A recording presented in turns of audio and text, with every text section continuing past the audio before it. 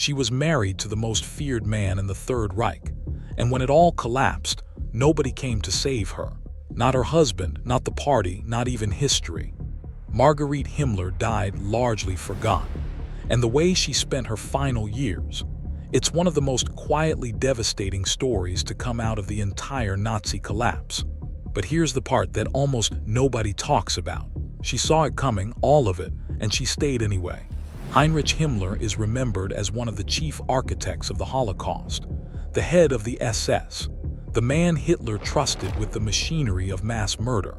His name fills entire chapters of World War II history books. But right next to him, in photographs, in letters, in private diaries, there is a woman, Margarite Sigrun Boden, later Margarite Himmler. She wasn't a footnote. She was a full human being with ambitions, contradictions, blind spots, and choices. And understanding her story, really understanding it, changes the way you see the entire inner world of the Nazi leadership. Because these weren't demons who fell from the sky. They were people. People with wives and children and Sunday dinners and small, ordinary arguments about money. That's what makes it so deeply, uncomfortably disturbing. And Margarite, she is the key that unlocks that discomfort completely. If you're new here, welcome to Nazi Dark History. We don't just tell you what happened, we take you inside it. Hit subscribe and turn on notifications because the stories we cover here, you will not find them told like this anywhere else. Now let's go back to the beginning. The year is 1919. Germany is broken. The First World War has just ended in humiliation. The economy is collapsing. The streets of Munich are filled with angry young men who feel betrayed by the government, by the generals, by the world. Into this chaos walks a young woman named Margarite Boden. She is 7 years older than Heinrich Himmler. She is divorced, independent, and by the standards of that era, unusually self-sufficient. She runs a small nursing home. She has money of her own. She is not desperate. So why does she fall for Himmler? That question has fascinated historians for decades. Heinrich at the time is not yet the monster history remembers. He's awkward, bookish. He keeps a personal diary that reads almost like a teenager trying to figure out the world. He writes about the weather, about girls he finds pretty, about his deep insecurity around people who seem more confident than him. He is, in the most unsettling way possible, painfully ordinary, and Margarite seems to genuinely like him. They meet through political circles in 1927. He is becoming active in the NSDAP, the Nazi Party. She is not particularly political, but she's drawn to the movement's nationalism. She believes in a strong Germany. She is not alone in that. They marry in 1928, and here is where the story gets complicated immediately. Because this is not a love story, not really. Even from the beginning, there are signs. Himmler is cold, controlling. He documents everything in letters with the emotional warmth of a filing cabinet. He tells her what to think, what to read, how to manage the household. She pushes back. Their early letters show real friction. But she stays. And while she stays, Heinrich Himmler begins his rise. By 1929, he is appointed Reichsführer SS, a title that means almost nothing yet. Within 10 years, it will mean everything. And Margarite, standing right beside him, will watch a man she married transform into something she could never have fully imagined on that wedding day in 1928. Or could she? By 1933, Adolf Hitler is Chancellor of Germany, and Heinrich Himmler is no longer the awkward, diary-writing young man Margarite married in a quiet ceremony 5 years earlier. He is powerful, genuinely, terrifyingly powerful. The SS is expanding. The concentration camp system is beginning to take shape. Dachau opens in March of 1933, just weeks after Hitler takes power. Heinrich oversees it personally. He is precise about it, clinical. He toured the facilities the way a factory owner inspects a production line. And Margarite, she is at home, in Munich, then later at their private estate in Gmund on the shores of Lake Tegern. Beautiful countryside, quiet water, green hills. She is raising their daughter, Gudrun. And here is the detail that stops you cold. Gudrun adored her father. She kept a diary too, just like him. And in it, she wrote warmly about visits to the camps, about how the prisoners looked, about the order of it all. She was a child. She wrote what she was taught to see, which means Margarite, the mother, was part of that teaching. Passively or actively, she raised a daughter inside a worldview built on dehumanization. And she never once, in any surviving letter or diary, expressed horror at what her husband was building. That silence is its own kind of statement. Now here is where the story takes a turn that feels almost surreal. Margarite and Heinrich's marriage doesn't break down because of the Holocaust. It doesn't break down because of ideology or moral crisis. It breaks down because of another woman. Her name is Hedwig Pothast. She is Heinrich's secretary, young, devoted, completely enthralled by him. By 1940, she is his mistress. By 1942, she has given him a son, then a second child.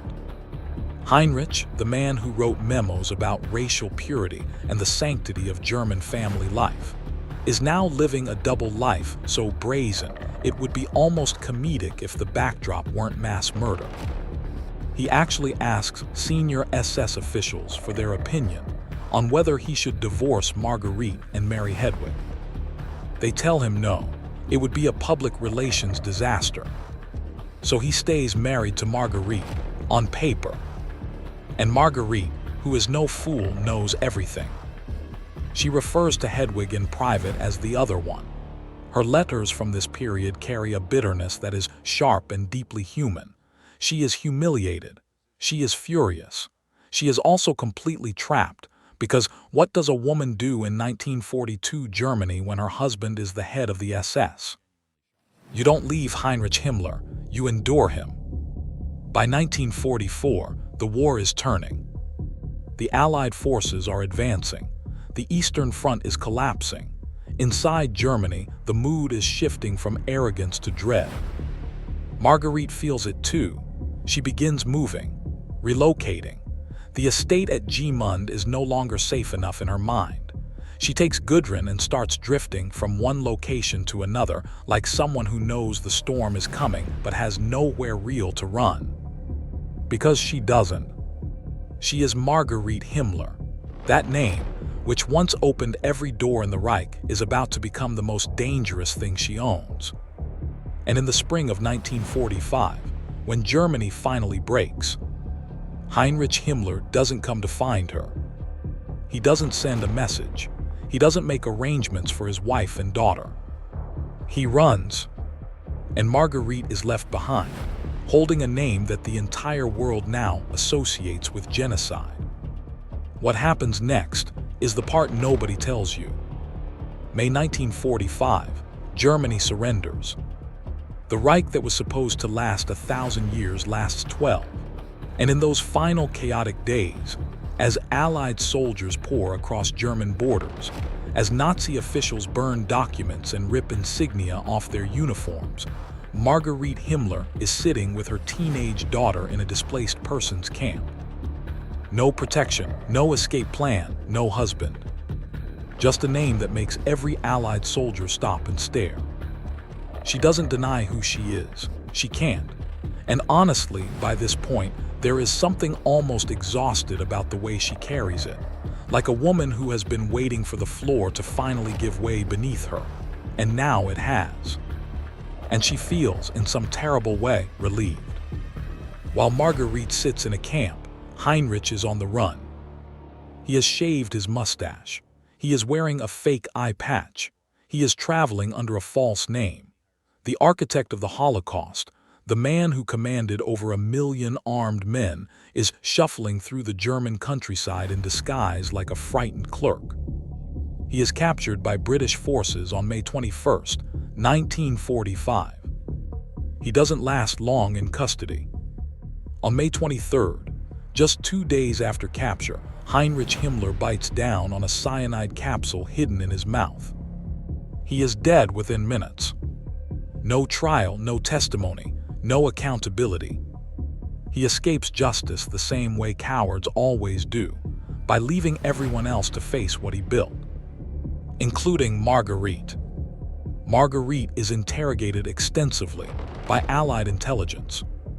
Here is what makes those interrogation transcripts so deeply unsettling. She is cooperative, calm, almost eerily composed. She answers questions about the household, about Heinrich's habits, about schedules and meetings and the names of people who visited their home. But when the questions move toward the camps, toward the genocide, her answers become careful, measured. She says she didn't know the details. She says Heinrich kept things from her. The interrogators don't fully believe her, but they also can't prove exactly what she knew and when. This is the gray zone that Margarite Himmler occupies for the rest of her life. Not convicted, not exonerated, just suspended in moral ambiguity. She is released. She is not tried at Nuremberg, she lives. And for millions of Holocaust survivors, that fact alone is its own brutal injustice. After her release, Margarite lives quietly in West Germany. She works, she gets by. She is not wealthy, the Reich is gone, and with it everything material she had built her life around. She lives in modest, almost anonymous circumstances. She never publicly apologizes. She never speaks out. She never uses whatever platform her infamy might have given her to reckon honestly with what her husband did, what she witnessed, what her silence enabled. She dies in 1967. Quietly, privately, in a country still processing its own guilt. And her daughter Gudrun, the little girl who wrote warmly in her diary about visiting concentration camps, Gudrun spends the rest of her own long life actively supporting former SS members through a secret organization called Still Hilfe, Silent Help. The ideology didn't die with Heinrich. It got passed down, quietly, at the dinner table. In the stories, a mother tells her daughter about the father who wasn't really so bad. That is perhaps the most haunting part of this entire story. Not the dramatic collapse, not the cyanide capsule, not even the silence in those interrogation rooms.